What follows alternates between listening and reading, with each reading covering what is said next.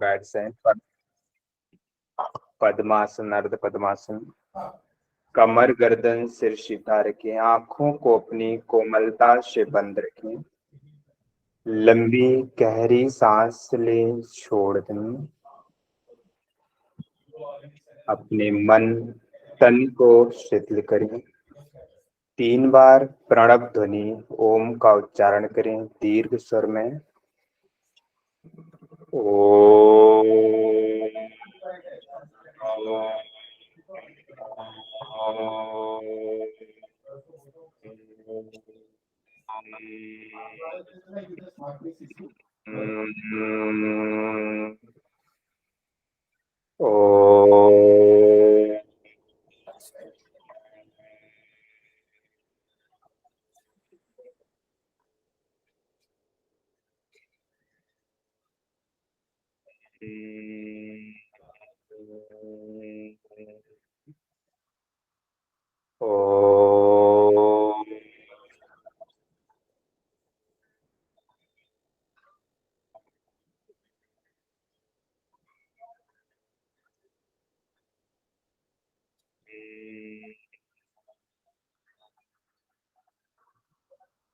गायत्री मंत्र का जप करें। ओम वैश्वाहा तस्मिंवेतुर्वरेण्यं भर्गो देवस्य धीमहि धियो यो नः प्रचोदयात्। ओम शांति शांति शांति। दोनों तिलियों को पामिंग करें, आपस में घर्षण करें। उन तीलियों से निकलती ऊर्जा को अपनी बंद आंखों पर रखें। अपने चेहरे की मालिश करें। हथेलियों के अंदर अपनी आंखों को कोमलता से पुनो। नमस्ते सभी को। चलिए, thank you so much. Thank you ma'am. आज जो है हम लोग हर मंडे जो है क्वेश्चन आंसर सेशन रखेंगे, जैसे हमने कल किया था। आज हम लोग का टॉपिक है वैलिडिटी। ठीक है, स्क्रीन सबको विजिबल है? Yes ma'am. ठीक है, चलिए पहले हम समझते हैं वैलिडिटी होता क्या है। ठीक है, अच्छा, अगर आप लोग सब लोग एग्जाम देते हैं तो किस चीज का असेसमेंट होता है, किस चीज की चेकिंग होती है? एक छोटे से एग्जाम्पल से हम समझते हैं कि आपके जनरल प्रैक्टिकल लाइफ से कि आखिर वैलिडिटी क्या होता है, फिर हम इसकी रिसर्च में बात करेंगे। ठीक है, तो अगर आप लोग एग्जाम देते हैं तो आप लोग का क्या चेकिंग होता है, किस चीज का असेसमेंट होता है? लाइक एज ग्रुप के अकॉर्डिंग है या नहीं, या कैटेगरी वाइज है, वैलिड है हम या नहीं। ठीक है, तो जैसे हम भी अगर रिसर्च करते हैं तो रिसर्च में क्या करते हैं, हम उसकी वैलिडिटी निकालते हैं। यही होता है कि हम जिस चीज को, हम जो टूल्स यूज कर रहे हैं, जो असेसमेंट टूल्स यूज कर रहे हैं, जो रीडिंग है हमारे, वो सब वैलिड है कि नहीं। तो पहले वर्ड वैलिडिटी को समझते हैं। अगर मैं आपसे पूछूं कि यहाँ सब लोग, आप लोग मास्टर डिग्री है, समझ लीजिए कि सबके पास मास्टर डिग्री है। ठीक है, और आप लोग नेट का एग्जामिनेशन भी दे रहे हैं, तो क्या कौन सा एग्जाम ज्यादा वैलिड है? आपका मास्टर डिग्री का एग्जाम ज्यादा वैलिड है। ठीक है, क्योंकि जब भी हम एग्जाम देते हैं तो एक असेसमेंट होता है आपका, एकेडमिक असेसमेंट होता है। कोई फर्स्ट करता है, कोई सेकंड करता है, कोई थर्ड करता है, कोई पास करता है, कोई फेल भी हो जाते हैं। ठीक है, एकेडमिक असेसमेंट हो रहा है ना कि आप पढ़ने में कितने अच्छे हैं। ठीक है, कोई गोल्ड मेडलिस्ट होता है। तो उसी तरह जो है, अगर मैं आपसे पूछूं कि आपको क्या लगता है, आपका मास्टर डिग्री ज्यादा वैलिड है कि नेट का एग्जाम ज्यादा वैलिड है? क्योंकि दोनों में तो असेसमेंट ही हो रहा है। दोनों में जो है, आप अभी ये मास्टर डिग्री है आपके पास, और मास्टर डिग्री करते हुए या आपके पास डिग्री हो तो आप नेट का एग्जामिनेशन देते, तो कौन ज्यादा वैलिड है? नेट ज्यादा वैलिड है कि मास्टर डिग्री? मैम नेट की एग्जाम ज्यादा वैलिड होगी मैम। ज्यादा वैलिड कहूंगी मैं, क्योंकि मास्टर्स के बगैर आप नेट भी नहीं कर सकते, आपको करना नहीं ही पड़ेगा नहीं, अभी हम टर्म्स एंड कंडीशन की कोई, हम उस तरह की बातें नहीं कर रहे हैं कि इलिजिबल, मतलब एलिजिबिलिटी क्या है। मैं बस एक सिंपल क्वेश्चन पूछ रही हूँ कि मैम नेट एग्जाम। मैम फिर ये नेशनल लेवल का एग्जाम है तो ये ज्यादा वो करेगा। हाँ obviously ma'am, it's national level exam, that's why. अच्छा, नेशनल लेवल एग्जामिनेशन। और क्यों वैलिड लगता है आपको नेट एग्जामिनेशन? क्योंकि देखिए, अगर आपका मास्टर डिग्री वैलिड होता तब तो नेट एग्जाम की कोई जरूरत ही नहीं पड़ती हमें। तब तो सब लोग, जो लोग पास करते हैं, सीधे जो है हमारे पास डिग्री आती, डिग्री आकर के हम जो है जिनको प्रोफेसर बनना, प्रोफेसर बन जाते हैं, जिनको हॉस्पिटल में काम करना में काम करते मैम हैं। Paper is same for all over Indian students. Very good, very good. देखिए, नेट एग्जामिनेशन और मास्टर डिग्री में क्या फर्क है? आप लोग यहाँ पे अलग अलग स्टेट से आए होंगे, ठीक है? आप लोग की जो यहाँ पॉपुलेशन है, कोई नॉर्थ के होंगे, कोई साउथ के होंगे, कोई ईस्ट से होंगे, कोई वेस्ट से होंगे। किसी ने डिस्टेंस लर्निंग किया होगा, किसी ने रेगुलर डिग्री किया होगा, किसी ने ऑनलाइन किया होगा। मतलब आप लोग मिक्स है यहाँ पे। अगर मैं आप लोग एक एक करके पूछूं कि आपने मास्टर डिग्री कहाँ से किया है, तो हो सकता है उनका जो स्टेट अलग है, हो सकता है उनका मोड अलग हो, कोई डिस्टेंस लर्निंग हो, कोई रेगुलर हो। आप लोग यहाँ पे हो सकता है कि जो है उनका जो मतलब तरीका है, कोई स्टेट से हो, कोई कर मतलब सिलेबस में डिफरेंट हो। ऐसा तो नहीं है कि योगा का सिलेबस जो यहाँ पे है वो सब जगह मतलब एक स्टैंडर्ड ये है, ऐसा तो है नहीं, ठीक है? ये जगह जगह पे भी डिपेंड करता है। तो इसीलिए क्या होता है, तो हम अगर बात करते हैं कि हमारा मास्टर डिग्री अगर वैलिड होता तब तो हमें नेट एग्जाम की जरूरत ही नहीं पड़ती। अगर आप लोग सबका एग्जामिनेशन एक तरह से होता जैसे नेट में होता है, ठीक है? अब मैं बोलूं कि मुझे कंप्यूटर यूज करना नहीं आता है, ठीक है, मुझे नहीं पता है कि माउस कैसे चलाते, मुझे नहीं पता। अगर मैं नेट वाले से ये बोलूं कि सर मुझे नहीं आता है, आप मुझे पेपर पेन पे दे दीजिए, तो क्या मुझे वो अलाउ करेंगे? No ma'am. नहीं करेंगे। क्यों नहीं करेंगे? क्योंकि जो हमारा एकेडमिक असेसमेंट है उसका एक स्टैंडर्ड प्रोटोकॉल है नेट एग्जामिनेशन में, ठीक है? नेट एग्जाम में क्या है कि उसमें आपको 3 घंटे ही मिलेंगे, उसमें आपको जो एक सेंटर मिलेगा ही मिलेगा। मतलब सब कुछ सब लोगों के लिए सेम होगा, चाहे उसका ड्यूरेशन हो, चाहे उसका आपका जो है एग्जाम का दिन हो सकता है फेज 1 फेज 2 में हो, मतलब किसी का फेज 1 में हो, किसी का फेज 2 में हो, लेकिन सबको इक्वल अपॉर्चुनिटी दी जाती है।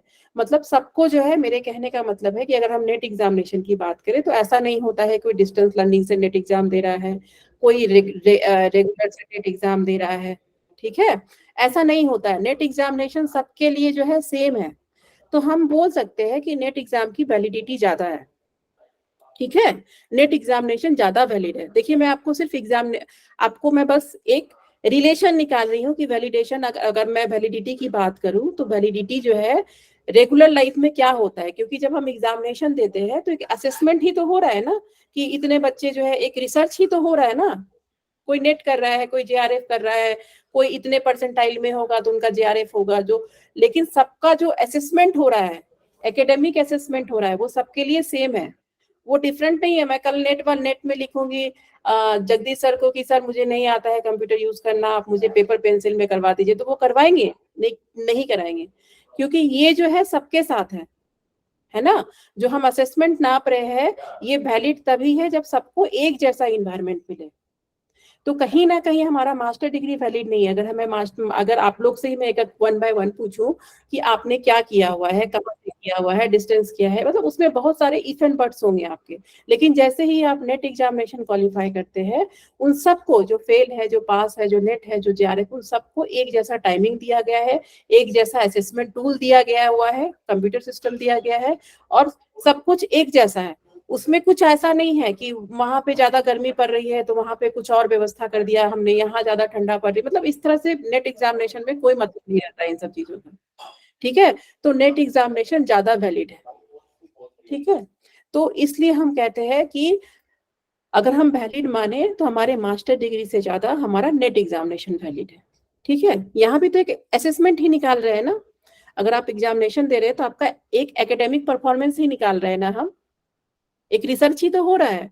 उसी तरह ठीक जब हम रिसर्च करते हैं तो रिसर्च में क्या होता है कि वैलिडिटी होती है। वैलिडिटी किस चीज की होती है? एक रिसर्च को वैलिड तभी माना जाता है, अब जैसे मान लीजिए कि मुझे डिप्रेशन ही नापना है, ठीक है? तो डिप्रेशन नापने के 75 टूल्स है, ठीक है?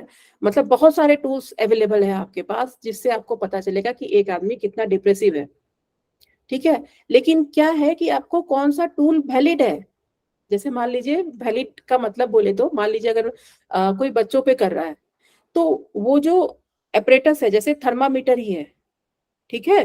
तो हमें पता होना चाहिए कि जो हम असेसमेंट टूल यूज कर रहे हैं, जो थर्मामीटर यूज कर रहे हैं, ऐसा तो नहीं है कि वो जो है मेल के लिए अलग रिजल्ट दे रहा है, फीमेल के लिए अलग दे रहा है, या एक एज ग्रुप के लिए अलग है, ठीक है।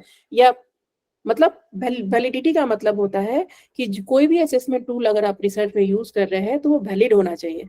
ऐसा नहीं होना चाहिए कि वो टूल का काम कुछ और है और आप अपने रिसर्च में किसी और तरह से यूज कर रहे हैं, ठीक है। ऐसा नहीं होना चाहिए कि अब मैं जो रिसर्च कर रही हूँ उसमें बीपी मशीन का कोई कोई कोई काम नहीं है, मतलब कहीं से कोई मतलब वैलिडेशन, मतलब मेरे रिसर्च से कोई मतलब नहीं है, लेकिन फिर भी मैं बीपी मशीन यूज कर रही हूँ, ठीक है। या नहीं तो फिर जो है मान लीजिए अगर किसी बीपी से कोई रिलेशन नहीं, मतलब जो भी असेसमेंट टूल यूज करते हैं ना हम डिपेंडेंट वेरिएबल को नापने के लिए, वो वैलिड होना चाहिए यहाँ पे।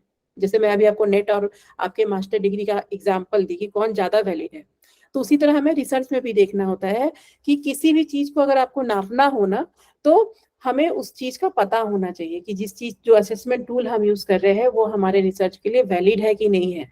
क्योंकि जब तक वो वैलिड नहीं होगा तब तक जो है आपका रिसर्च वैलिड नहीं माना जाएगा, ठीक है। तो जो भी हम असेसमेंट टूल यूज करते हैं या जो भी हमारा इंटरवेंशन होता है या जितने भी तरह की चीजें हम रिसर्च में यूज करते हैं उसको वैलिड होना चाहिए, मतलब जो भी टॉपिक है उससे रिलेटेड होना चाहिए। अब मान लीजिए कोई एडोलेसेंट पे कर रहा है और उसका डिप्रेशन नापना है, तो उस एज ग्रुप के लिए अलग क्वेश्चनेयर होगा और उस पे हम मेल का कर मतलब उस पे हम लोग जो एडल्ट का लगा दें। कोई बच्चा है मान लीजिए उसका डिप्रेशन लेवल नापना है और हमने क्या किया, जो एडल्ट का डिप्रेशन लेवल नापते हैं ना क्वेश्चनेयर भी सबका अलग अलग होता है। बच्चों के लिए अलग वैलिड क्वेश्चनेयर होता है, बड़ों के लिए अलग क्वेश्चनेयर होता है, वो एज पे डिपेंड करता है। बहुत सारा चीज एज फैक्टर पे कि आपके सैंपल का एज क्या है, क्या एज लिया हुआ है आपने, ठीक है। तो हमें जब भी रिसर्च में कोई असेसमेंट टूल कहने का मतलब है यूज करते हैं, असेसमेंट टूल यूज करते हैं, तो वो वैलिड होना चाहिए, वो आपके रिसर्च के अकॉर्डिंग होना चाहिए। ऐसा नहीं होना चाहिए कि हम उस चीज को नापने के लिए कुछ भी यूज कर लिए, ठीक है। अब जैसे थर्मामीटर एक वैलिड इंस्ट्रूमेंट है आपके टेम्परेचर को बताने के लिए, चाहे आपको बच्चे का नापना हो चाहे आपको एक बड़ों का नापना हो, तो वो सबके लिए एप्लीकेबल है। ऐसा नहीं है कि एक थर्मामीटर जो है इसको बच्चों को नाप सकते हैं, लेकिन थर्मामीटर की तरह सब में प्रॉपर्टी ये नहीं होता है, ठीक है। बहुत सारा जो है क्वेश्चनेयर ऐसा होता है जो एक पार्टिकुलर सेक्शन के लिए, पॉपुलेशन के लिए बना रहता है, तो हमें वही क्वेश्चनेयर या वही डिवाइस अपने इसमें यूज करना चाहिए, ठीक है। तो वैलिड का मतलब हुआ कि रिसर्च तभी आपका वैलिड कहलाता है जब आपके जो असेसमेंट टूल यूज कर रहे हैं, जो क्वेश्चनेयर यूज कर रहे हैं, वो सब आपके पॉपुलेशन के अकॉर्डिंग है कि नहीं है। क्योंकि किसी चीज को भी अगर आपको नापना हो, डिप्रेशन नापना हो, एंजाइटी नापना, कुछ भी नापना, तो उसके लिए आप अगर नेट पे सर्च करेंगे कि डिप्रेशन नापने का टूल, तो उसमें बहुत सारे ऑप्शंस आएंगे। उसमें आपको देखना है कि मेरे सैंपल के हिसाब से, मेरे एज ग्रुप के हिसाब से, जो मेरे सैंपल का एज ग्रुप है उसके हिसाब से कौन वैलिड है और आप नापना क्या चाह रहे हैं उसमें, ठीक है। तो जब भी असेसमेंट टूल की बात आती है तो वो वैलिड होना चाहिए। जब भी वैलिडिटी की बात आती है तो जो भी हम असेस करते हैं असेसमेंट टूल से, ये उससे रिलेटेड होता है, ठीक है। तो ये जो है आपका वैलिडिटी भी बहुत तरह का होता है, एक तरह का नहीं है। वैलिडिटी भी बहुत बहुत बहुत तरह का है। बस आपको वैलिडिटी समझाना था कि हर रिसर्च का वैलिडिटी जो है चेक होता है, कुछ टेस्ट होते हैं जो टेस्ट लगाते हैं, अभी हम पढ़ेंगे अभी आगे डेप्थ में। तो वैलिडिटी का मतलब आप सिंपल ऐसा समझिए कि जो भी हम असेसमेंट टूल रिसर्च में यूज करते हैं, वो असेसमेंट टूल आपके पॉपुलेशन के हिसाब से, एज के हिसाब से वो वैलिड होना चाहिए, ठीक है। क्योंकि हम रिसर्चर के पास बहुत सारे ऑप्शंस होते हैं। जब भी आप किसी डिपेंडेंट वेरिएबल को नापने जाएंगे ना, पॉजिटिव नापेंगे, निगेटिव नाप, जो भी आपका रिजल्ट आएगा, तो उस टूल का वैलिड होना बहुत जरूरी है कि आपको चाहिए क्या अपने रिसर्च में, ठीक है। चलिए अब देखिए वैलिडिटी क्या होता है, मेजर ऑफ ऑथेंटिसिटी, ठीक है। जो अभी मैं आपको बताई, जो मैंने आपको एग्जांपल दिया अभी कि वैलिडिटी क्या होता है, मेजर ऑफ ऑथेंटिसिटी, कितना ऑथेंटिक है आपका रिजल्ट। ऑथेंटिसिटी भी मेजरमेंट से है, तो जो भी असेसमेंट टूल आप अपने रिसर्च में लगा रहे हैं उसकी ऑथेंटिसिटी, ठीक है, कि वो कितना ऑथेंटिक है। ऐसे टाइप्स ऑफ वैलिडिटी बहुत सारे हैं, ऐसा नहीं है कि इतने ही हैं, लेकिन हमें इतना ही पढ़ना है, बहुत ज्यादा नहीं पढ़ना है, इससे ज्यादा बहुत डेप्थ में क्वेश्चन नहीं आते हैं, ठीक है। तो हमें बस ये 4 चीजें ही जाननी है टाइप्स ऑफ वैलिडिटी में, इंटरनल, एक्सटर्नल, कांस्टेंट और स्टैटिस्टिकल। ये 4 टाइप्स के जो है वैलिडिटी होती है, जो आज हम पढ़ेंगे वन बाय वन हम इसको खत्म करना है हमको। ठीक है, तो वैलिडिटी सबको क्लियर है कि वैलिडिटी है क्या, किसी को भी हो कोई डाउट हो, क्योंकि जब हम इसको पढ़ेंगे तो फिर अब वैलिडिटी वर्ड ही यूज करूंगी मैं, तो वैलिडिटी क्या होता है ये सबको क्लियर हुआ या नहीं हुआ? कोई भी ऐसा? Yes ma'am. मैम टाइम से भी टाइम ड्यूरेशन से भी ले बिल्कुल, सकते हैं बिल्कुल, उसको, कि सिर्फ टूल से ही लेंगे वैलिडिटी नहीं को? नहीं, वैलिडिटी देखिए मेनली जो हम बात करते हैं वो टूल से ही बात करते हैं, लेकिन इसमें जो है आपका टाइम हो गया, बहुत सारे फैक्टर्स भी इंक्लूड है उस टूल में। अब जैसे मान लीजिए कोई ऐसा टूल होगा जिसका 5 मिनट तक ही जो है मेजर होना चाहिए। ठीक है, जैसे बायोवेल वगैरह का होता है कि हमें कौन से जैसे बायोवेल एक असेसमेंट टूल है, उसमें होता क्या है कि जो हमारा क्या बोलते हैं, जो चक्रास है ना, प्रेशर पॉइंट जो होता है उंगलियों में, तो वो डिफरेंट डिफरेंट ना पेन की तरह होता है, उसको लगा के ऐसे चेक करना पड़ता है। ठीक है, तो उसको कब कहाँ पे लगाना है, कौन लगाना है, उसका आपको प्रॉपर नॉलेज होना चाहिए। ऐसा नहीं कि हमने बायोवेल, ये भी मैटर करता है आपके वैलिडिटी में, क्योंकि फिर वो आपका रिजल्ट नहीं आएगा ना। देखिए आपको मेन फोकस रखना है कि आपका रिजल्ट नहीं खराब होना चाहिए, वो ऑथेंटिक होना चाहिए, क्योंकि वो रिजल्ट आप पूरे दुनिया को पब्लिश करेंगे आगे, हम जो है जर्नल में पब्लिकेशन के लिए देंगे, तो जब तक हमारा रिजल्ट ऑथेंटिक नहीं होगा, ठीक है, तो कैसे बोलेंगे कि ये रिसर्च वैलिड है? ठीक है, तो इसीलिए जो है वैलिडिटी चेक करने का बहुत सारा जो है तरीका होता है। तो आपका वैलिडिटी सिर्फ असेसमेंट टूल के साथ साथ उसका क्या इंस्ट्रक्शंस है वो भी वैलिड होना चाहिए। बहुत सारा मेजरमेंट टूल है ना जो हम यूज करते हैं, जैसे ब्रेन को ही, क्योंकि क्या है, हम अपने रिसर्च को साइंटिफिक बनाना है, योगा को हमें एक साइंटिफिक स्टडी बनाना है, तो बहुत सारा असेसमेंट टूल यूज करते हैं हम, ताकि हम उसको बता सके कि हाँ भाई योगा के पहले ये था, योगा के बाद ये है रिजल्ट। तो जो रिजल्ट है आपका, वो आप असेसमेंट टूल जो यूज कर रही हैं, अब मान लीजिए जैसे कि एक छोटा सा एग्जांपल लेते हैं हम, कि मान लीजिए आपको वेट ही नापना है और आपका वेट मशीन ही खराब हो, तो क्या आपका वेट वैलिड होगा? ठीक है, तो आपको हर तरीके से देखना है, अपने रिजल्ट पे फोकस करना है। तो जो भी आप एक असेसमेंट टूल यूज कर रही हैं वो हर तरीके से वैलिड होना चाहिए आपका। जो भी असेसमेंट टूल यूज कर रहे हैं आप, क्वेश्चनर यूज कर रहे हैं, कोई मशीन यूज कर रहे हैं, कोई सा भी चीज हो, ठीक है, तो वैलिडिटी उसी को हम, टाइप्स ऑफ वैलिडिटी में जो है हमने ये 4 चीज है, इंटरनल, एक्सटर्नल, कांस्टेंट और स्टैटिस्टिकल। ये 4 जो है टाइप्स है इसके, और चारों को हम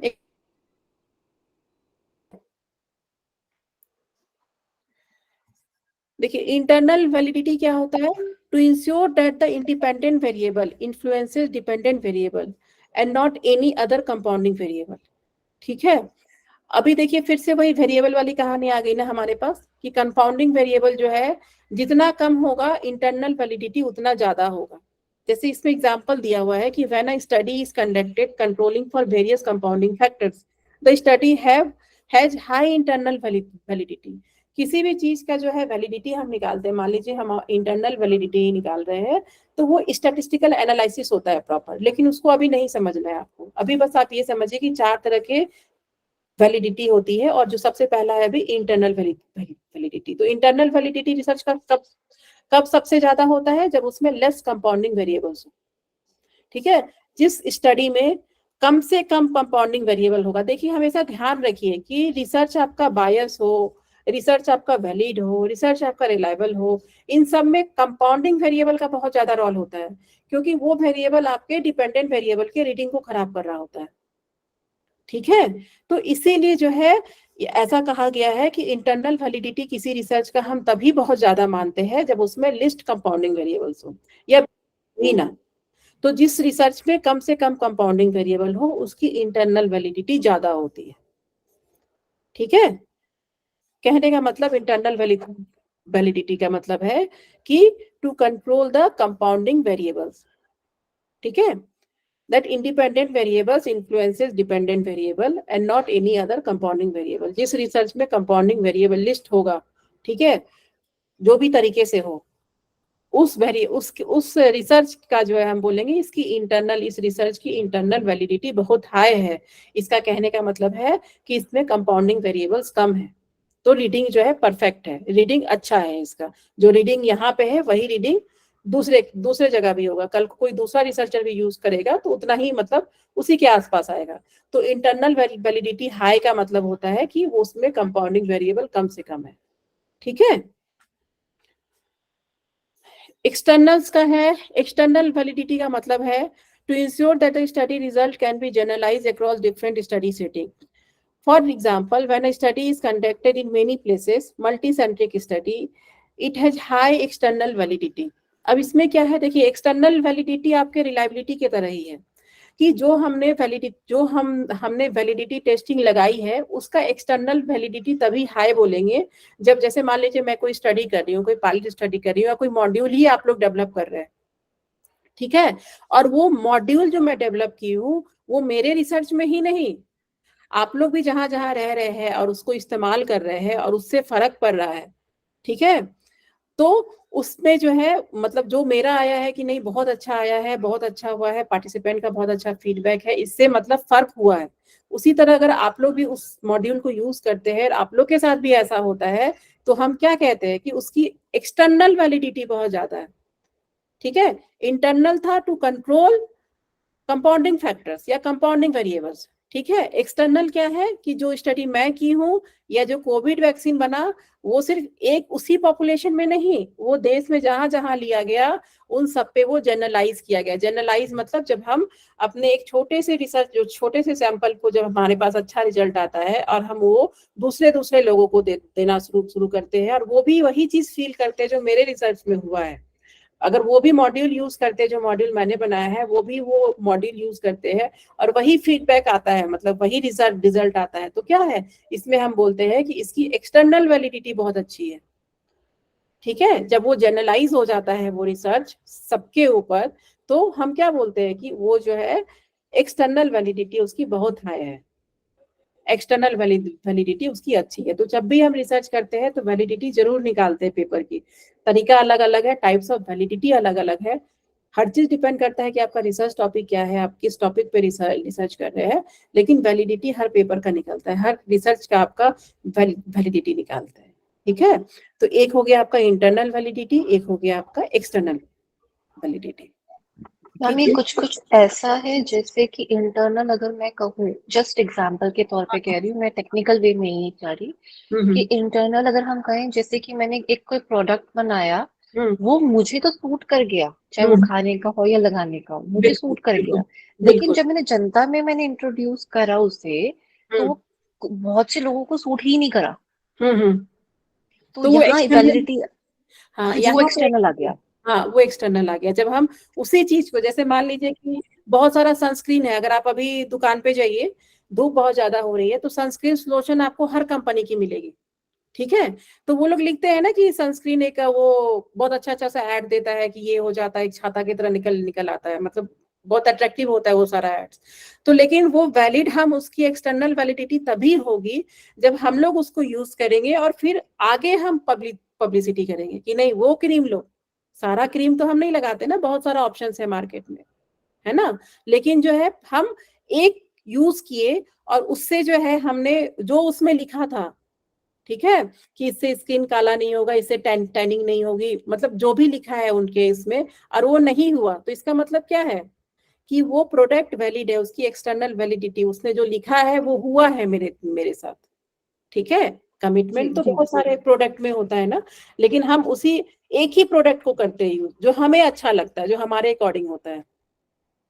ठीक है, तो उसी तरह रिसर्च में भी क्या होता है कि जब कोई रिसर्च कर लेता है, जैसे कोविड वैक्सीन बना, वो कोविड वैक्सीन सबको सूट किया, ऐसा तो नहीं है कि कोई एक मतलब जो कश्मीर में रहते वो बोले कि नहीं मुझे नहीं सूट किया है, या कोई बोले कि जो है मणिपुर में रहते बोले मुझे सूट नहीं किया, उसको जनरलाइज किया गया, वो सब पे वैलिड हुआ। तो उसकी एक्सटर्नल वैलिडिटी क्या होगी, जब उन्होंने रिसर्च करके एक्सटर्नल वैलिडिटी निकाला होगा, स्टैटिस्टिकल एनालिसिस हुआ होगा, तो बहुत हाई होगा।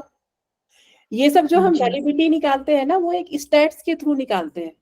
ठीक है, डिफरेंट सॉफ्टवेयर होता है, ठीक है, जाप्स होता है, जमोबी होता है, उसके बाद फिर आपका आर होता है, डिफरेंट सॉफ्टवेयर है जिसके थ्रू हम वैलिडिटी हो गया, रिलायबिलिटी हो गया, ये सारी चीजें निकालते हैं। ठीक है, किसी भी रिसर्च की। तो ये जो है आपका एक्सटर्नल वैलिडिटी हुआ कि जो मेरे साथ, जो मैंने अपने रिसर्च में लिखा है कि नहीं ये मॉड्यूल बहुत अच्छा काम किया, इससे बहुत फायदा मिला, इससे ये हुआ, इससे वो हुआ, मतलब जो भी मैंने अपने पेपर में लिखा है वो अगर दूसरे आदमी भी उस मॉड्यूल को यूज करते हैं और उसको वो होता है तो उसकी एक्सटर्नल वैलिडिटी बहुत अच्छी मानी जाती है। ठीक है, मतलब ये एक तरह का जनरलाइजेशन है, मतलब जब हम पॉपुलेशन के ऊपर उसको जनरलाइज करते हैं तो वही रिसर्च जो है जिसकी एक्सटर्नल वैलिडिटी बहुत अच्छी होती है वही पेपर को, वही मॉड्यूल को हम जनरलाइज करते हैं। इसीलिए आप देखिएगा वैलिडिटी भी लिखा होता है, आप पेपर पढ़ेंगे, जो पेपर मैंने भेजा था आपको मॉड्यूल डेवलपमेंट वाला, उसमें भी वैलिडिटी जरूर दिया होगा। ठीक है, तो ये जो है आपका दो वैलिडिटी हो गया, एक है एक्सटर्नल, एक है आपका इंटरनल वैलिडिटी, एक है आपका एक्सटर्नल वैलिडिटी। ठीक है, अब देखिए कॉन्स्ट्रक्ट वैलिडिटी क्या होता है कि construct is a unseen variable that can not be directly measured, mostly used in psychology. अब जैसे कि वेरिएबल और कॉन्स्ट्रक्ट एक ही चीज है, ये इन दोनों में थोड़ा सा डिफरेंट है। अगर कहीं पे कॉन्स्ट्रक्ट लिखा हो और कहीं पे वेरिएबल लिखा हो तो बहुत ज्यादा का डिफरेंस नहीं होता है। डिफरेंस क्या है? डिफरेंस ये है कि इसको नापने का तरीका इनडायरेक्ट होता है। जैसे मान लीजिए कि हम ब्लड टेस्ट लेते हैं तो ब्लड टेस्ट से सारा निकल जाता है। अगर कोई डायबिटीज पे कर रहा है, ब्लड टेस्ट हमने लिया, उसका शुगर हमने नापा, उसके बाद हमें पता लग गया, मतलब डायरेक्टली हम पता कर सकते हैं। लेकिन जो साइकोलॉजिकल वेरिएबल्स है, जैसे आपका इमोशन नापना हो, आपका एंजाइटी है, आपका हैप्पीनेस है, आपका डिप्रेशन है, तो ये सब क्या है? ये सब हमें कोई टेस्ट से नहीं पता चलता है। इसके लिए हम एक प्रॉपर क्वेश्चनेयर बनता है। ठीक है, तो प्रॉपर क्वेश्चनेयर है जो वैलिडेटेड क्वेश्चनेयर है। देखिए जब भी कोई चीज कोई भी जो असेसमेंट टूल हम यूज करते हैं ना, इस तरह का एंजाइटी, डिप्रेशन, हैप्पीनेस, तो जो भी क्वेश्चनेयर होता है वो उसका प्रॉपर वैलिडेशन निकलता है। जैसे ये सब इनडायरेक्ट नापते हैं हम, ये डायरेक्टली नहीं। अगर हम ब्लड टेस्ट से पता चले करें कि हमारा कितना एंजाइटी है, पॉसिबल नहीं है, ये डायरेक्टली नहीं आएगा। ये बीपी मशीन की तरह नहीं है कि हम लगा दिए और हमें पता चल गया अरे इसका एंजाइटी लेवल इतना है, या इसका डिप्रेशन इतना है, या इसकी हैप्पीनेस इतनी है, या इतना इमोशन स्टेट में है। तो जितने भी साइकोलॉजिकल वेरिएबल है हम उसको डायरेक्ट नहीं नाप सकते हैं। ठीक है, इसलिए जो है इन सब वेरिएबल्स को कॉन्स्ट्रक्ट बोला गया है। तो कॉन्स्ट्रक्ट वैलिडिटी हर, खास करके जो आपका योगा है, योगा इन सब चीजों में बहुत हेल्प करता है। तो इस तरह का वेरिएबल होता है, इस तरह का हम डिपेंडेंट वेरिएबल यूज करते हैं। इस तरह का आपको बहुत सारा, जब आप गूगल स्कॉलर में सर्च करेंगे तो इसके ऊपर बहुत सारा पेपर भी मिलेगा आपको। एंजाइटी हो गया, डिप्रेशन हो गया, हैप्पीनेस हो गया, इन सबको क्या होता है, योगा कम करता है। ठीक है, तो जैसे इंडिपेंडेंट वेरिएबल हमारा योगा हो गया, डिपेंडेंट वेरिएबल क्या हो गया, हम किसको नापते हैं? एंजाइटी को, डिप्रेशन को। तो इन सबको डायरेक्ट नहीं नापते हैं। एक वैलिडेटेड क्वेश्चनेयर होता है जो ऑलरेडी रिसर्च वैलिड, जो रिसर्चर ऑलरेडी वैलिडेट किया हुआ है। हम अपने से बना करके, अब मुझे कल मन करे कि मैं 10 क्वेश्चन एंजाइटी के ऊपर बना देती हूँ, उसके बाद उनसे ले लेती हूँ, उस पर स्टेटिस्टिकल एनालिसिस लगा करके, उसके बाद फिर मैं देखती हूँ कि रिसर्च में जो है मेरा मॉड्यूल काम किया कि नहीं किया। ऐसा नहीं होता है। हमेशा जब भी होगा तो वैलिडेटेड क्वेश्चनेयर आपको यूज करना होता है, जो रिसर्चर ऑलरेडी पहले डेवलप किए हुए हैं। एक क्वेश्चन था, हाँ। जैसे साइकोलॉजी के पेशेंट तो एंजाइटी के नाम से ही डिफरेंट होते हैं बहुत से, तो हाँ। उसमें क्वेश्चंस भी बहुत डिफरेंट होते हैं। उनकी जब काउंसलिंग की जाती है तो बहुत डिफरेंट तरीके से होती है। तो इसमें वो कैसे, मतलब एक जैसा क्वेश्चन आप बोल रहे थे, वो कैसे होगा? देखिए क्या होता है कि जैसे मैंने आपके वैलिडिटी का एग्जांपल दिया, इससे आप बहुत अच्छे से समझ सकते हैं। वैलिडिटी का क्या मतलब हुआ कि एंजाइटी लेवल क्या होता है ना, सबका अलग अलग होता है। एडल्ट का सिम्टम्स कुछ और होता है, एडोलेसेंट का सिम्टम्स कुछ और होता है। तो यस क्या मैम, होता है कि हाँ, तो जो आपका जो पॉपुलेशन है, मान लीजिए आप एडल्ट के ऊपर कर रहे हैं, ठीक है, तो एडल्ट के ऊपर कर रहे हैं, तो जो एडल्ट के ऊपर एंजाइटी का क्वेश्चन है किसी रिसर्चर ने डेवलप किया होगा, उसमें जरूर लिखा होगा कि इसका वैलिडिटी इतना है, इस क्वेश्चनेयर की रिलायबिलिटी इतनी है, उसमें जरूर लिखा होगा। बिना चेकिंग किए हुए वो असेसमेंट टूल आ ही नहीं सकता है मार्केट में, वैलिड ही नहीं हो सकता है। तो वो हमें ध्यान रखना होगा, क्योंकि क्या होता है कि ये सब टूल ना डेवलप होते रहते हैं। वो आपको देखना है कि किसका वैलिडिटी, किस क्वेश्चनेयर का वैलिडिटी कितना ज्यादा है, ठीक है, या उसकी रिलायबिलिटी कितनी अच्छी है। उस हिसाब से जो है हमें अपने रिसर्च में उसको लगाना होता है। जिसकी वैलिडिटी बहुत अच्छी होगी, इसका मतलब क्या है कि वो एग्जैक्ट टूल है मेजरमेंट का। तो ये सब आपको चेक करना होता है खुद से। अभी हम आगे पढ़ेंगे कि वैलिडिटी कितना अच्छा माना जाता है, रिलायबिलिटी कितना अच्छा माना, मतलब उसमें पॉइंट होता है, हर का डिजिट अलग अलग होता है। ठीक है, कितना आता है तो इसको हम अच्छा मानते हैं। ठीक है। तो ये जो है आपको, अगर आप एंजाइटी पे ही सर्च करेंगे, एंजाइटी असेसमेंट टूल करके अगर आप गूगल स्कॉलर पे सर्च कीजिएगा तो आपको बहुत सारा वैलिडेटेड पेपर मिलेगा, या validated paper for anxiety assessment tool, इस तरह करके आप सर्च कीजिए गूगल स्कॉलर पे, तो बहुत सारे जो है ना रिसर्च पेपर खुलेंगे आपके सामने। तो आपको क्या चेक करना है उसमें, कि जो भी आप असेसमेंट टूल यूज कर रही है वो आपके पॉपुलेशन के हिसाब से है कि नहीं, उसकी वैलिडिटी कितनी है, उसकी रिलायबिलिटी कितनी है, उसके बाद फिर उस क्वेश्चनएयर को आपको सेलेक्ट करना है अपने स्टडी के लिए।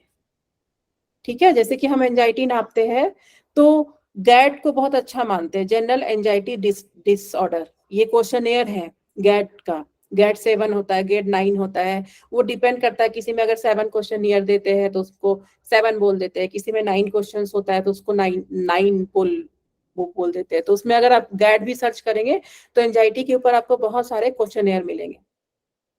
ठीक है।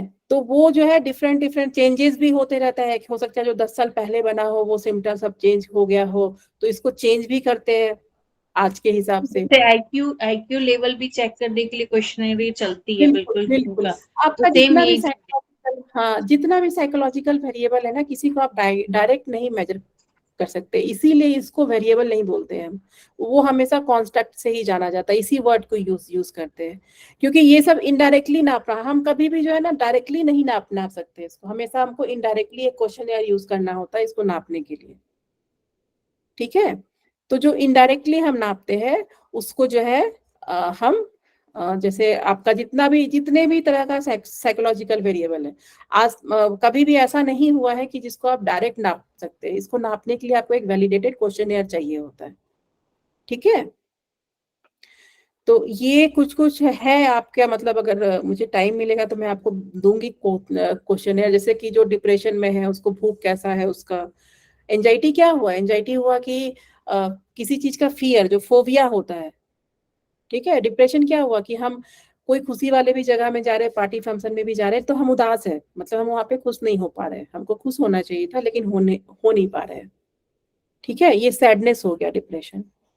तो एंजाइटी डिप्रेशन हल्का हल्का सा सब में डिफरेंट मतलब है, लेकिन डिसऑर्डर है, और कोविड के बाद से ये सारी डिसऑर्डर बहुत ज्यादा ही मतलब सबको होते हैं, लेकिन हमें पता नहीं चलता है, क्योंकि हम बहुत ज्यादा इसके लिए बहुत ज्यादा जागरूक नहीं है।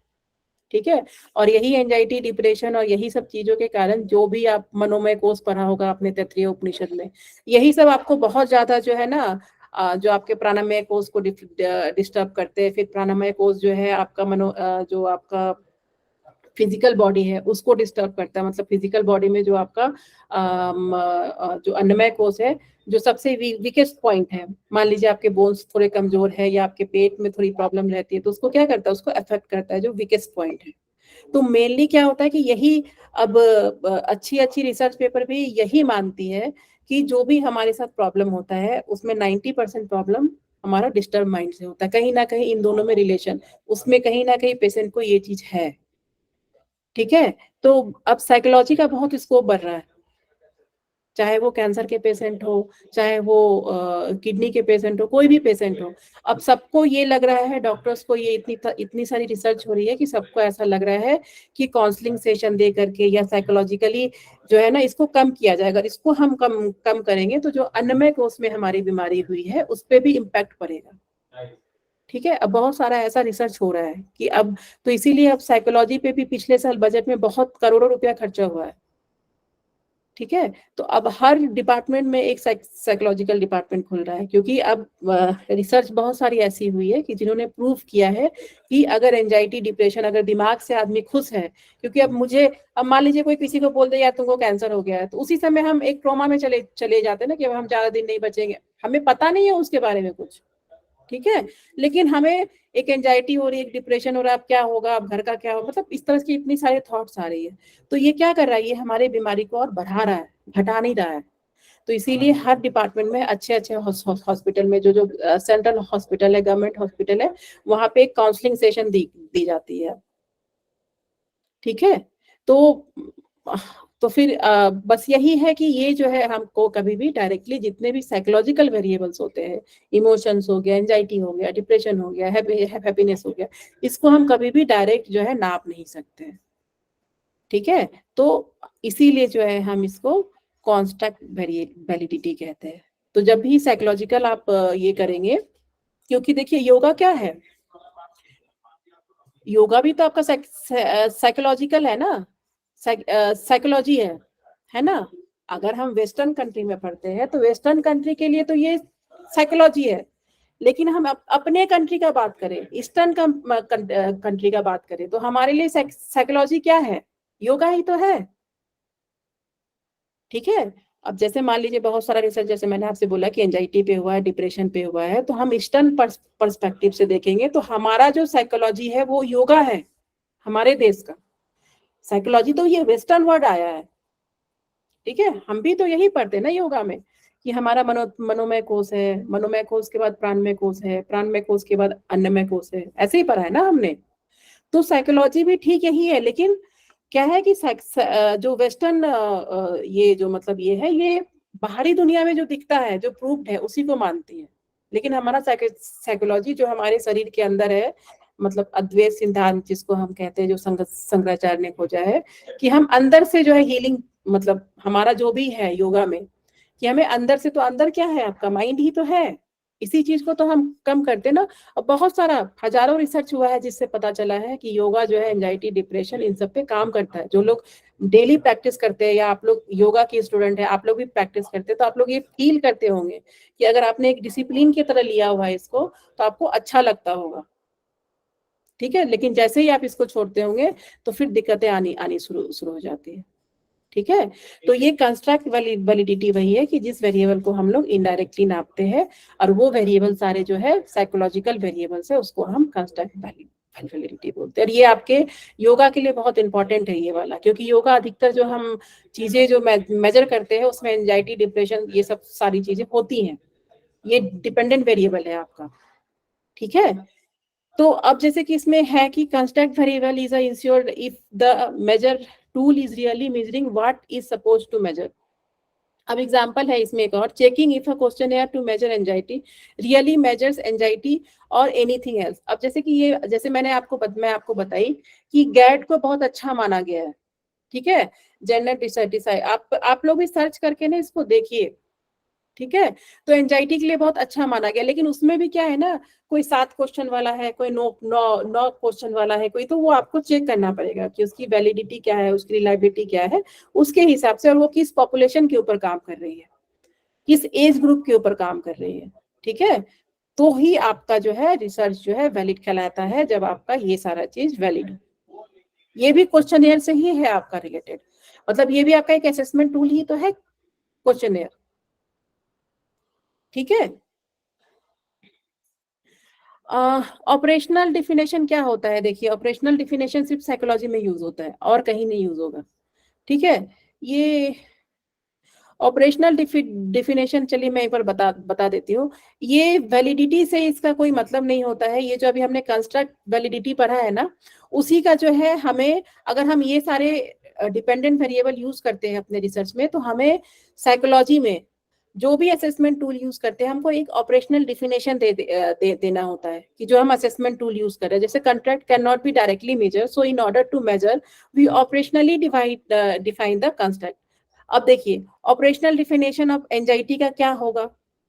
ठीक है, मान लीजिए कि गैल्वेनिक स्किन रिस्पॉन्स होता है, देखा है आप लोगों ने, गैल्वेनिक मशीन होता है, उसमें क्या करते हैं, हम अपने उंगलियों को देते हैं, ठीक है, और उसमें एक कांटा लगा रहता है, मतलब जैसे कि स्पीडोमीटर सब नहीं होता गाड़ी में, उसी तरह गैल्वेनिक स्किन रिस्पॉन्स में भी एक बड़ा सा कांटा होता है, और जैसे आपको जो है उसमें लगाते हैं तो वो आपको बताता है कि आपका जो है एंजाइटी बढ़ा या घटा।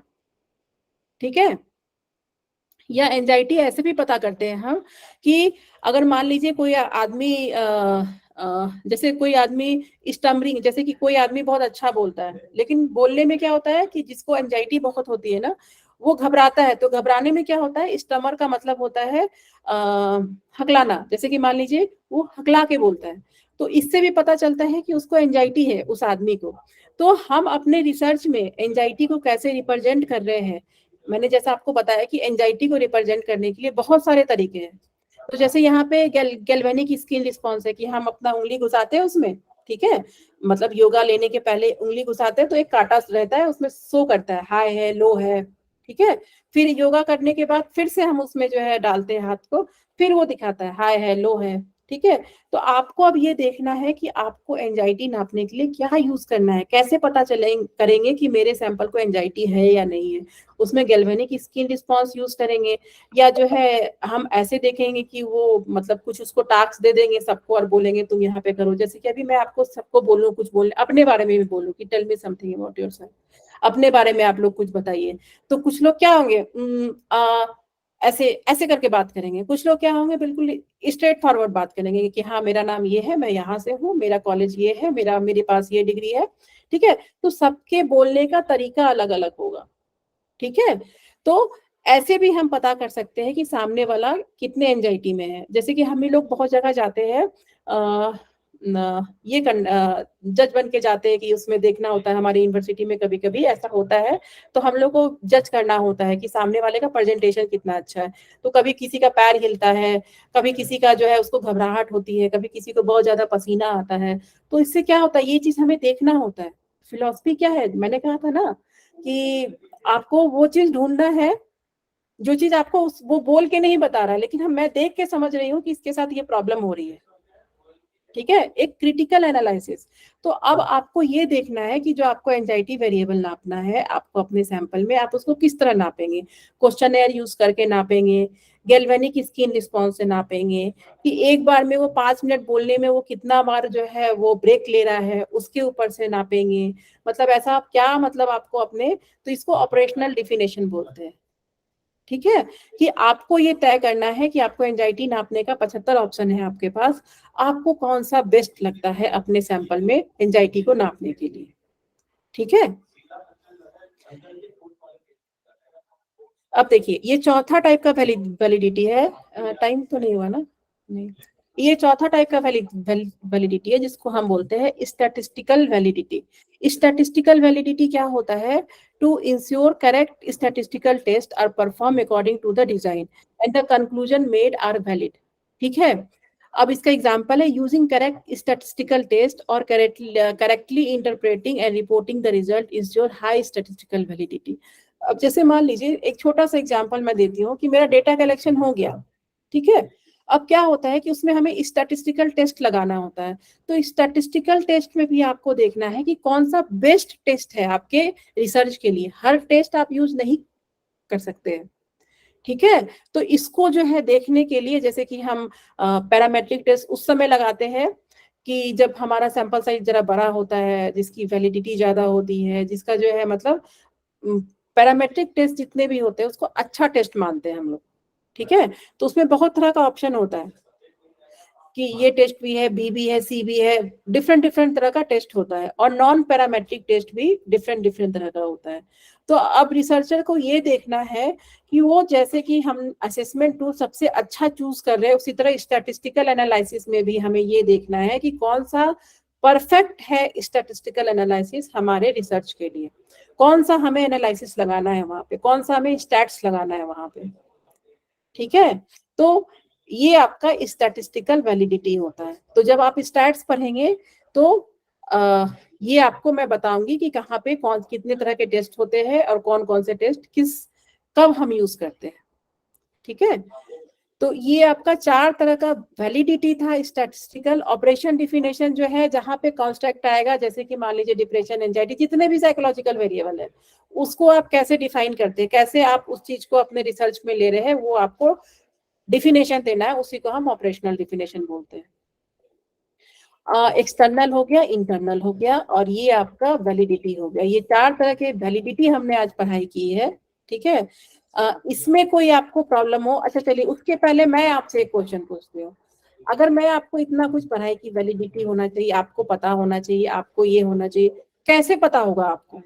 मान लीजिए आपने अपना आपको प्लान कर रहे हैं, फेज 1 में है अभी, आप लोग अपने रिसर्च को डिजाइन ही कर रहे हैं, तो आपको कैसे पता चलेगा कि इसकी हम क्या करें कि इंटरनल वैलिडिटी अच्छी हो, एक्सटर्नल वैलिडिटी अच्छी हो, कांस्टेंट यूज कर रहे हैं तो वो जो है वैलिड हो, ठीक है, स्टैटिस्टिकल जो भी हम एनालिसिस कर रहे हैं वो वैलिड हो, ये कैसे पता चलेगा आपको? मैम क्वेश्चन हियर क्वेश्चन से पता चलेगा। और क्योंकि अभी तो आप सब कुछ प्लानिंग है ना, सब सोच रहे हैं कि ऐसे करना है। जैसे कि आपका दिसंबर में पेपर है तो अभी आप सोचने वाले फेज में है कि ऐसे पढ़ना है, इसको ज्यादा पढ़ना है, इसको कम पढ़ना है, इसमें ज्यादा समझ आ रहा है, मतलब ये आप प्लानिंग फेज में। उसी तरह जो है आप अभी प्लानिंग फेज में है, तो ये आपको कैसे समझ में आएगा कि इंटरनल वैलिडिटी की मतलब को ठीक करने के लिए हम क्या करें कि लेस कंपाउंडिंग वेरिएबल्स हो, एक्सटर्नल में है कि वो जनरलाइज हो, उसके लिए हम क्या, ये सारी चीजें आपको कैसे समझ में आएगी? क्योंकि अभी तो आप प्लानिंग फेज में, अभी तो आपने रिसर्च किया ही नहीं है, अभी तो आपकी सिनॉप्सिस राइटिंग चल रही है, तो आपको कैसे कैसे पता लगेगा ऑथेंटिक थ्योरेटिकल बुक्स दूसरे पढ़ के रिसर्च कि पेपर कितना पढ़ के हुआ भी है, लिटरेचर हाँ, और रिव्यू पुराने करके, रिसर्चर्स ठीक है, लिटरेचर रिव्यू करके। ठीक है। लिटरेचर रिव्यू का जो मैंने आपको बताया था, तो आप जितना ज्यादा लिटरेचर रिव्यू कीजिएगा आपको उतना ज्यादा क्लियर होगा आपके टॉपिक पे कि किस किस रिसर्च पेपर में क्या क्या हुआ था और उस रिसर्चर ने कैसे किया था, ठीक है, कितना सैंपल साइज लिया था, कौन सा स्टैटिस्टिकल। आपको रिसर्च पेपर में सब कुछ लिखा हुआ मिलता है, ऐसा कुछ भी जो भी आपका रिसर्च टॉपिक होगा, तो जब आप रिसर्च पेपर पढ़ते हैं तो उसमें सब कुछ दिया होता है, फिर उसी के बेसिस पे, उसी के रेफरेंस पे आप अपने रिसर्च में उसको यूज करते हैं, ठीक है। तो अब बताइए कि वैलिडिटी में किसी को कोई प्रॉब्लम है समझने में, या अभी भी नहीं समझ में आया? मैम एक ही आपका कंफ्यूजन है, प्रॉब्लम वैसे नहीं है। हाँ हाँ जैसे कि एक्सटर्नल की अगर हम बात करें, एक्सटर्नल वैलिडिटी और कंस्ट्रक्ट वैलिडिटी की बात करें, हाँ ऑलमोस्ट सेम सेम सा है। वो भी हम मास पे यूज कर रहे हैं और देखते हैं कि कौन से इंडिकेटर्स हमें मिल रहे हैं, कैसे इंडिकेटर्स मिल रहे हैं। बेसिकली एक्सटर्नल से पहले का स्टेप मुझे लगता है कि कंस्ट्रक्ट है या नहीं है, या थोड़ा सा नहीं इस नहीं, चीज को लेकर थोड़ा कंस्ट्रक्ट डाउट है। नहीं नहीं, देखिए एक्सटर्नल का यहाँ मतलब है जनरलाइजेशन, ठीक है। जनरलाइजेशन, जब आप एक छोटे मतलब से सैंपल को यूज करते हैं और उसके बाद बाकी जो आपका पॉपुलेशन है उसके ऊपर आप उसको यूज कर रहे होते हैं, ठीक है, ये तो अप्लाइड इसमें भी तो हमें रिसर्च। कुछ इंडिकेटर्स हमें पहले चेक करने होंगे, जैसे कि अगर फॉर एग्जांपल अगर मैंने कोई चीज बनाई, वो हाँ, मैंने पहले अपने पे यूज करी, ऑल गुड, फिर मैंने दूसरे पे उसको इस्तेमाल करने की कोशिश करी, तो मैं देख रही हूँ कि इसको ये प्रॉब्लम थी, अब ये धीरे धीरे कितना इम्प्रूव कर रहा है या नहीं कर रहा। वो इंडिकेटर्स जो मैं मेजर कर रही हूँ कि जो मैं चाहती थी रिजल्ट वो आ रहा है या नहीं आ रहा, या टूवर्ड्स इट है या नहीं है, नहीं नहीं, और जैसे अगर नहीं है आपने, तो हाँ, जैसे कि देखिए एक्सटर्नल और इन दोनों में फर्क है, ठीक है। इन दोनों में फर्क क्या है कि यहाँ जनरलाइजेशन की बात हो रही है कि आपने जो है एक मॉड्यूल डेवलप किया, ठीक है, आपको जो है क्या फीडबैक मिला उस मॉड्यूल से, जब आपने उस सैंपल पे लगाया तो आपको सैंपल से एक फीडबैक लेना होता है, ठीक है। वो भी क्वेश्चनेयर आता है कि आप योगा करके आपको सारे उसमें ये क्लियर, मतलब बहुत सारा चीज होता है जो हमें लिखना होता है, लाइक अ तो वो जो टेस्टर, फीडबैक, लाइक अ टेस्टर, बिल्कुल नहीं, जैसे हम लाइक टेस्टिंग के लिए, जैसे टेस्टर मार्केट तब में होगा, कुछ लोग टेस्टर के लिए यूज कर, नहीं लाइक नहीं, देखिए मार्केट में कहते हैं ना कि मैं आपको बताती हूँ। देखिए क्या होता है कि जो एक्सटर्नल वैलिडिटी, सबसे पहले तो आप बताएंगे ना, आप एक रिसर्चर है, आपने एक मॉड्यूल बनाया, सबसे पहले तो आप जो है अपने जो प्रोडक्ट में लिखेंगे कि इसका जो है ये बहुत अच्छा आया, इसको करने से बच्चे लंच के पहले जो है लंच के बाद उन्हें नींद बहुत आती थी जब योगा इंटरवेंशन हुआ, तो वो हम फीडबैक लेते हैं ना कि कैसा लगा आपको, या क्वेश्चनेयर के थ्रू हम पता करते हैं। तो जो हम क्वालिटेटिव एनालिसिस करते हैं ना एक मॉड्यूल देने के बाद, अगर वो एनालिसिस सबसे पहले तो आपके पास आया बीइंग अ रिसर्चर, ठीक है, फिर आपने क्या किया, आपने पेपर में लिखा कि ये मेरे सैंपल का ये इनपुट था, ठीक है, और ये स्टैटिस्टिकल एनालिसिस लगा के ये रिजल्ट आया है। अब आपका बनाया हुआ मॉड्यूल मैं यूज करती हूँ, ठीक है, तो मैं भी तो अपना इनपुट दूंगी ना कि जो पिछला रिसर्चर था उसने ये इनपुट दिया था, मेरे इसमें ये आया है, ठीक है। ये अप्लाइड रिसर्च, देखिए यहाँ पे आप एक बेसिक रिसर्च कर रहे हैं जो आप हाँ जी, पहली बार कर रहे हैं, जब हम उसको अप्लाइड करते हैं तो वो जनरलाइज होता है। जब हम उसको जो है, जब वही मॉड्यूल मेरा कोई दूसरा यूज करेगा, पहले तो मैं मॉड्यूल क्रिएट की ना, पहले फीडबैक तो मैं दी एज ए रिसर्चर, ठीक है। हो सकता है वो सब्जेक्टिव हो सकता है मुझे अपने आप को बहुत मेरे मतलब इसमें जो मैं सोची हूँ मैंने उसी को प्रूव कर दिया हो, वो ऑब्जेक्टिव ना हो, ठीक है, लेकिन ऑब्जेक्टिविटी मुझे कौन कौन देगा, जब कोई तीसरा जो है यूज करेगा उस मॉड्यूल को, ठीक है। अब तीसरे विच आदमी, इज इन कंस्ट्रक्ट। हाँ, और कंस्ट्रक्ट क्या Okay. होता है? कंस्ट्रक्ट होता है जिसको हम, जिस वेरिएबल को हम इनडायरेक्टली नापते हैं, जिसका हम ऑपरेशनल डिफिनेशन निकालते हैं। इनडायरेक्टली मतलब जितने भी साइकोलॉजिकल वेरिएबल्स है उसको हम कंस्ट्रक्ट बोलते हैं, उसको वेरिएबल नहीं बोलते हैं। कहीं पे भी कंस्ट्रक्ट लिखा हो तो समझ लीजिएगा कि वो साइकोलॉजिकल वेरिएबल है। वेरिएबल को ही हम कंस्ट्रक्ट बोलते हैं, लेकिन ये वो वेरिएबल्स है जिनको हम इनडायरेक्टली नापते हैं, डायरेक्टली नहीं नाप पाते हैं, तो उसको हम जैसे कि जो जो चीज नापनी थी वो हाँ, तो मिली या हाँ, नहीं मिली, लेकिन उसके अलावा ये भी हमें देखने को मिला, ऐसे। बिल्कुल बिल्कुल। ओके, इसको तो हाँ, इंटरनल के बाद कंस्ट्रक्ट आएगा, उसके बाद आएगा एक्सटर्नल और फिर स्टैटिस्टिकल, ऐसा होना चाहिए। देखिए जब भी आप वैलिडिटी निकालते हैं ना तो डिपेंड करता है आपके टॉपिक के ऊपर। ठीक है, इंटरनल अच्छा, वैलिडिटी तो हम निकालते हैं ये देखने के लिए कि कंपाउंडिंग फैक्टर्स क्या है, कंपाउंडिंग वेरिएबल्स का क्या ठीक। इम्पैक्ट पड़ा है हमारे रिजल्ट पे। तो इंटरनल तो आप निकालेंगे ही निकालेंगे। एक्सटर्नल तब होगा जब आपका रिसर्च कोई दूसरा रिसर्चर यूज करेगा।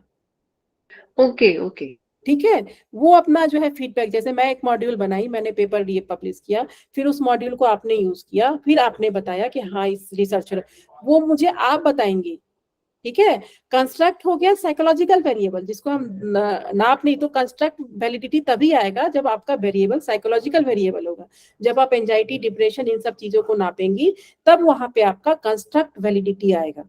ठीक है, और मीन्स इस कुछ ऐसा हुआ मैम कि जैसे कि आपने करा, मान हाँ, लीजिए आपने कोई एक रिसर्च करी, हाँ, अब मैं एज अ जो सेकेंड एक्सटर्नल वाले के अंदर, और हम्म, मैंने आपको एक सॉर्ट ऑफ इनडायरेक्ट चैलेंज की तरह मैंने आपकी रिसर्च को मैंने यूज करा कि हम्म, ये चीज होती है कि नहीं होती है। आपने तो हम्म, रिसर्च करी, पब्लिश हो बिल्कुल गया, लेकिन बिल्कुल मुझे भी आगे से देखना है कि ये वाकई में काम करता है या नहीं करता है। बिल्कुल तो बिल्कुल। मैंने जब उस रिसर्च को अप्लाई करा हम्म, विद सेम कंस्ट्रेंट्स हम्म, और उसको मैसिवली यूज करा, तो हम्म, मुझे वो रिजल्ट मिल रहा है या नहीं मिल रहा है, वो हम्म, एक्सटर्नल के अंदर आएगा। बिल्कुल बिल्कुल। जब आप अपने रिसर्च को जनरलाइज कर रही हैं, जनरलाइज ओके मतलब हो गया कि अभी तो मैंने 5 लोगों पे किया, 10 लोगों को फिर जो है मुझे वापस से देना है। जो हमारा रिसर्च हो रहा है, जैसे कि अभी मैं आपको बोली कि हमारे कंट्री में बहुत सारा ऐसा रिसर्च हुआ है जिससे अब पता लगाया जा रहा है, बहुत सारा साइकोलॉजी की ब्रांच बहुत डाइवर्स हो रही है, मतलब बहुत ज्यादा जो है इसकी डिमांड में है। क्यों इसलिए डिमांड में? कभी ना कभी तो रिसर्च हुआ है ना इन सब चीजों पे, कि जब हम किसी को काउंसलिंग, कभी भी कोई पेशेंट है उसको ये बोल दिया जाए तुमको टीबी है, तुमको कैंसर है, तो उसका क्या होता है, एंजाइटी, डिप्रेशन, ये सब बढ़ जाता है। उसके बढ़ने से उसके सिम्टम्स और बढ़ने लगते हैं। तो कहीं ना जी कहीं जी। ये रिसर्च हुआ होगा ना, फिर उसको किसी और ने किया होगा, फिर किसी और ने किया होगा, फिर सबका एक जैसा आया होगा, तभी तो एक्चुअली जब आप एक इंटरनेशनल जर्नल में जब आपका रिसर्च छपता है ना, तो वो पूरी दुनिया देखती है आपका रिसर्च पेपर। जी जी। ठीक है, जर्नल में भी जी बहुत तरह का है, कोई नॉर्मल जर्नल्स होता है, कोई इंटरनेशनल, तो इसीलिए कहते हैं कि जब भी आप पेपर पढ़िए तो अच्छे जर्नल्स का पढ़िए, जो अच्छा, जैसे पबमेड में जितने जर्नल्स है, पबमेड में जितने भी जर्नल्स है वो सारे इंटरनेशनल जर्नल्स है। ठीक है, जो उसको जी। पूरी दुनिया, अमेरिका हो, यूएस हो, आपका जर्मनी हो, कहीं पे भी हो, यूरोप की कोई भी कंट्री हो, सब लोग जितने भी रिसर्चर है ना वो सब देखते हैं आपका ये। ठीक है, तो जी इसीलिए जो जी। है, हाँ, तो इसी तो यही है आपका कि जब आप अपना रिसर्च कर रहे हैं तो आपको ये सारी वैलिडिटी जो है, जरूरी नहीं है कि सारी की सारी वैलिडिटी आपको एक ही रिसर्च में निकालना होगा। मान लीजिए कि अगर आप साइकोलॉजिकल वेरिएबल नहीं यूज कर रहे हैं तो वहां पे कंस्ट्रक्ट वैलिडिटी नहीं आएगी, लेकिन स्टैटिस्टिकल वैलिडिटी तो आपको लगाना होगा ना, क्योंकि साइंटिफिक है रिसर्च हमारा। तो स्टैटिस्टिक का बहुत बड़ा रोल होता है आपके रिसर्च में। हाँ जी हाँ जी। ठीक है, क्योंकि वही बताएगा एट द एंड कि ये चीज कितनी कामयाब हो रही है। बिल्कुल बिल्कुल। बस आप ऐसे समझिए कि स्टैटिस्टिक ऐसे है कि जो है आपने नेट के लिए पढ़ाई की, ठीक है, अब आपने कितनी पढ़ाई की, नहीं पढ़ाई की, वो आपको रिजल्ट बताता है आपका। तो स्टैट्स भी तो हमें अपने रिसर्च का रिजल्ट ही बताता है ना, कि आप जेआरएफ हुए, कि आप नेट हुए, कि नहीं हुए। तो ये भी उसी तरह स्टैटिस्टिकल वैलिडिटी, जैसे ही आप अपने रिसर्च में स्टैटिस्टिक लगाते हैं, ये ये किसी का नहीं देखता, ये जो रिजल्ट होता है उस रिसर्चर का, वही वही शो करता है ये सारा टेस्ट।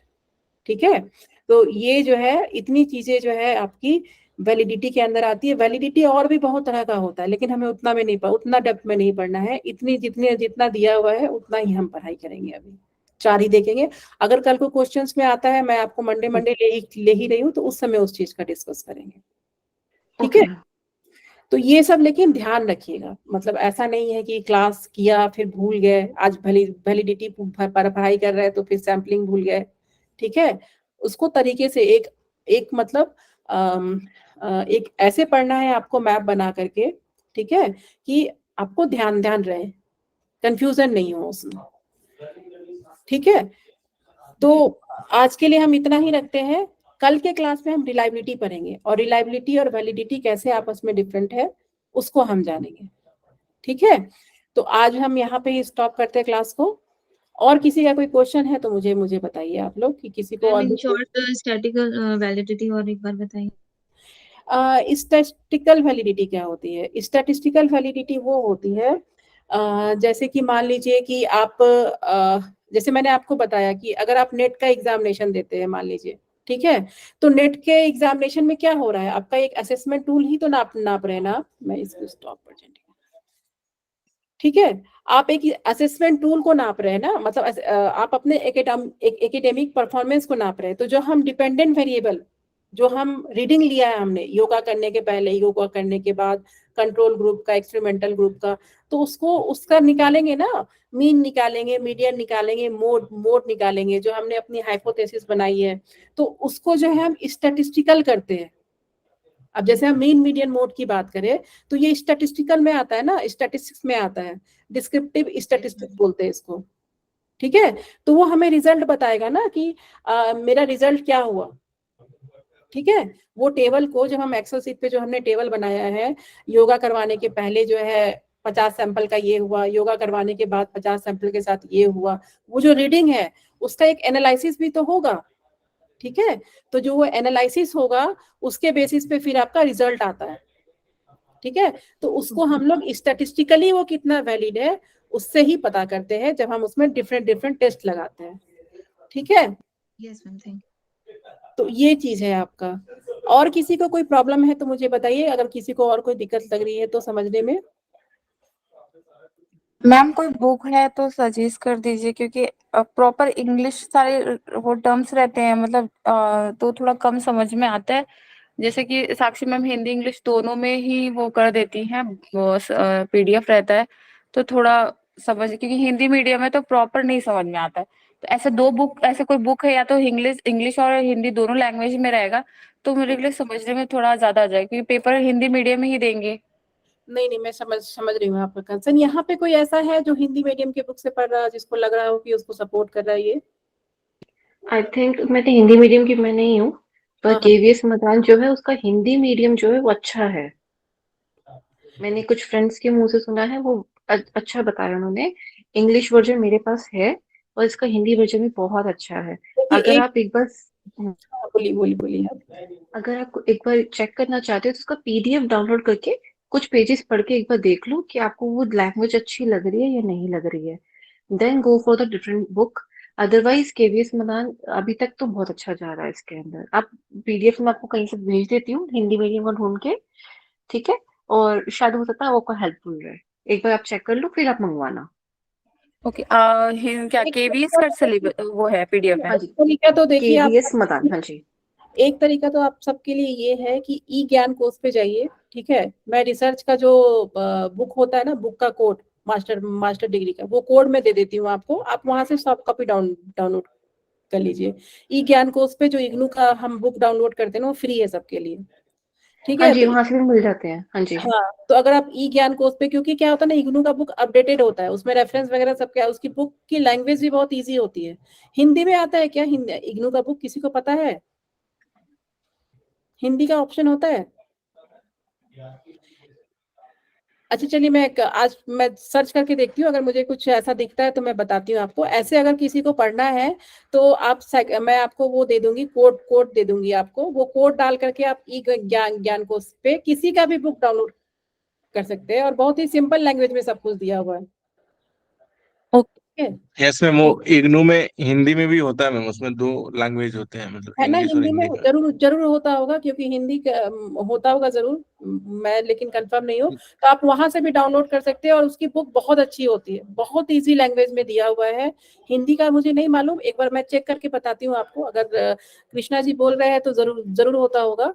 तो एक बार आप सर्च करके देखिए, ई ज्ञान कोश पे जाइए, वहां से मैं आपको दे देती हूँ बुक का कोड, वो उसको डाउनलोड कीजिए और उस बुक से पढ़िए, बहुत सिंपल लैंग्वेज में और अपडेटेड बुक होता है। इग्नू के बुक के बारे में ये बहुत अच्छी बात है कि जैसे केवीएस मैदान मान लीजिए 5 साल पुराना है तो वो अपडेटेड नहीं है, बहुत सारी चीजें चेंजेस हुई है ना। हम जब नेट का पेपर देते हैं तो हमें अपडेटेड बुक से पढ़ना चाहिए, ऐसा नहीं है जो 5 साल पहले, क्योंकि हर साल चेंजेस हो रहा है ना, ठीक है। तो इसीलिए जो है जो भी बुक आप पढ़ाई कर रहे होते हैं, हाँ क्योंकि केवीएस मदान की जो बुक है वो पुरानी उसकी है, हाँ हाँ राइट, पुरानी ईयर्स की है। तो मैम आप जो कोड दे रहे हैं वो शेयर कर दीजिए, तो वो कम से कम न्यू तो उसमें जो भी है वो पता हाँ, चल जाए। बिल्कुल बिल्कुल, मैं रिसर्च का आपको करती हूँ शेयर। अभी मैं स्टैट्स नहीं पढ़ाना शुरू की हूँ, जब मैं रिसर्च स्टैट्स पढ़ाना शुरू करूंगी तो स्टैट्स का भी दे दूंगी। फिलहाल मैं आपको रिसर्च थ्योरी का दे देती हूँ अभी, जो कोड है, ठीक है। जी मैम। जी कोड को मैम। डालिए, उसको डाउनलोड कीजिए, खुद से पढ़िए और अपडेटेड बुक से पढ़िए, मतलब पुरानी बुक से मत पढ़िए, क्योंकि आपके नेट का जो भी क्वेश्चन होता है ना, चाहे किसी भी सब्जेक्ट का हो, मैं सिर्फ रिसर्च का ही नहीं बोल रही हूँ, वो अपडेटेड, मतलब अभी क्या हो रहा है, अभी के दुनिया में क्या है, उसके हिसाब से क्वेश्चन आता है, ठीक है। टर्मिनोलॉजी पे कभी भी क्वेश्चन नहीं रहता है। डाउनलोड करना होगा इसका? हाँ, इसको आपको डाउनलोड करना होगा, इसका सॉफ्ट कॉपी डाउनलोड करके रखिए और सॉफ्ट कॉपी से पढ़िए। और बहुत सारा फेसबुक पेज भी है इसका, मुझे पता नहीं है, चलिए मैं ग्रुप में एक बार डाल के देखती हूँ। प्ले ये स्टोर पे, लोग प्ले भी स्टोर करते से डाउनलोड करना है क्या? हैं। प्ले स्टोर से डाउनलोड करना है? नहीं नहीं नहीं, प्ले स्टोर से नहीं करना है, आप सीधे ई ज्ञान, अच्छा मैं भेजती हूँ अभी लिंक आपको ग्रुप में मिल ठीक है। जाएगा, मैं अभी आपको सर्च करके लिंक भेज देती हूँ। और वहां क्रोम पे जाने से उसमें मैम मिल जाता है, उसमें हाँ फिर हाँ हाँ, दो डायरेक्ट। मोड होते हैं, एक इंग्लिश और एक हिंदी मोड रहता है, तो आप जो भी मोड में अगर डाउनलोड करना चाहेंगे तो उसमें कर सकते हैं। कृष्णा जी आप ग्रुप में है, यस, यस मैम। तो आप ऐसा कीजिए, इनको ग्रुप का लिंक दे दीजिएगा, फिर आप, अगर आपके लिए पॉसिबल है तो ठीक है, नहीं तो मैं इनको दे दूंगी। मैं भी एक बार चेक करूंगा मैम, एक्चुअली मैं किया नहीं था, बट पहले किया था मैंने, तो ज्ञान कोश से उसमें तो दो मैं मोड बहुत थे, एक सारा, हिंदी इंग्लिश। मुझे जब भी पढ़ना होता है मैं इग्नू के बुक से ही पढ़ती हूँ, और इग्नू का बुक बहुत ही सिंपल लैंग्वेज में दिया हुआ है, अपडेटेड बुक है। और कहीं भी, और बहुत सारा इसका फेसबुक पेज अगर आप लाइक करेंगे ना, तो बहुत सारा उसमें नोटिफिकेशन भी आता है जो बुक सेल करने का देते हैं, मतलब भेजते भी है आपको, अगर बुक आपको हार्ड कॉपी में चाहिए तो वो भेजते भी है आपको, ठीक है। तो आप चलिए मैं पता करके आपको लिंक करती हूँ शेयर, मैं लिंक शेयर कर दूंगी, उससे पढ़िए आप लोग, ठीक है। Okay ma'am, provisional okay group में मैम। भी डाल दीजिएगा मैम। ठीक है, मैं जितेंद्र जी को ही दे दूंगी जी, वो कर देंगे सब जगह से, ठीक है। Okay, thank you thank so you. Much ma'am. ठीक, थैंक यू सो मच। चलिए प्रेयर कौन कराएगा आज, क्लोजिंग प्रेयर, टाइम हो गया। हेलो मैम, हाँ एक्सक्यूज हाँ मी। बताइए, हाँ हाँ अंकुर जी बताइए। मैम एक्चुअली मैम कल मंडे का तो मैम रिकॉर्डिंग ग्रुप में आ गया था, बट मैम अभी तक शायद फ्राइडे की मैम रिकॉर्डिंग अभी तक फ्राइडे की नहीं आई है मैम रिकॉर्डिंग ग्रुप में। डली हुई है शायद, फ्राइडे वाली। अच्छा कोई बात नहीं, मैं एक बार चेक कर लेती हूँ, लेकिन फ्राइडे वाली रिकॉर्डिंग डली हुई है। चलिए कोई नहीं, मैं एक बार ओके मैम। चेक कर लेती ओके, हूँ, कोई बात थैंक यू नहीं, मैम, थैंक यू। ठीक है, मैं एक बार चेक कर लेती हूँ। और किसी का कोई डाउट, कोई क्वेरी? चलिए 3-5 हो गया है, ज्यादा टाइम नहीं लूंगी मैं, कल बात करते हैं हम लोग। मैम आ गई है क्लास में? Yes ma'am. ठीक है मैम, चलिए आप अपना सेशन लीजिए, मैं रिकॉर्डिंग ऑफ करती हूँ।